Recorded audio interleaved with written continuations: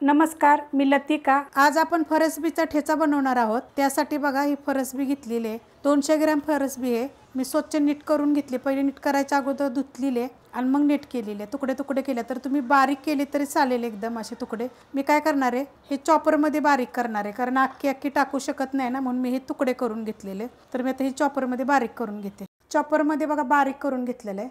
अशा पद्धतीत बारीक करायचं।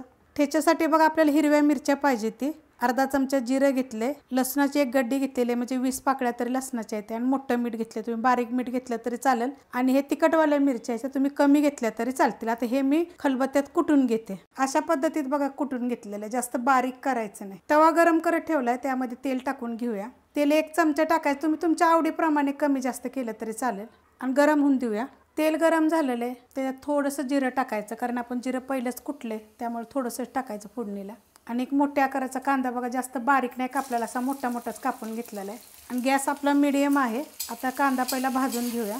कांदा भाजलेला आहे, त्याच्यामध्ये आता ही मिरची आणि आपण लसूण कुटला होता ना, तो टाकून घ्यायचा। आता हे पण मिनिटभर परतून घ्यायचं। 2 मिनिट बघा परतून घेतलेलं आहे। आता ह्याच्यामध्ये हे आपण फरसबी बारीक केलं होतं बघा, अशा पद्धतीत झालेलं ते टाकून द्यायचं।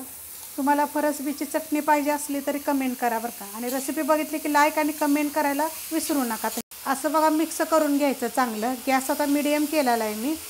त्याच्यामध्ये थोडीशी कोथिंबीर टाकायची, आणि एकसारखं परतून घ्यायचं आहे आपल्याला। कोथिंबीर टाकल्यानंतर बघा एकसारखं असं चांगलं परतून घेतलेलं आहे 1-2 मिनटं। आता ह्याच्यामध्ये आपल्याला मोठे मोठे बघा शेंगदाण्याचं कूट केलेलं आहे। शेंगदाणे भाजलेले आहेत आणि कुटलेले आहेत। आता हे पण मिक्स करूया।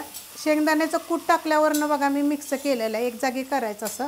तुम्हाला जर चव बघून परत मीठ टाका, कारण मी कुटताना मिरची मीठ टाकलेलं आहे। बारीक गॅस करते, आणि ही 5 ते 7 मिनिट झाकून ठेवूया। बारीक गॅसवर बघा झाकून ठेवलं, तर झाकण काढूया आपण, आणि बघा किती मस्त असं झालेलं आहे। एकसारखं असं चांगलं हलवून असं बारीक गॅसवर ठेवलं की नाही की ही फरसबी शिजते, त्याला काय वेळ लागत नाही शिजायला, एकदम बारीक केलेली आहे। चवीला तर एकदम छान असा हा ठेचा लागतो, 2-3 दिवस राहतो हा।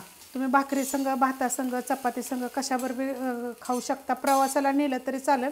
अशा वेगळ्या पद्धतीच्या काय काय जर रेसिपी पाहिजे असेल तर तुम्ही मला कमेंट करून सांगा। किती मस्त झालाय बघा, आणि चवदार असा 1 नंबर होतो। रेसिपी आवडली की लाईक करा, सबस्क्राईब करा, कमेंट करा आणि शेअर बी करा।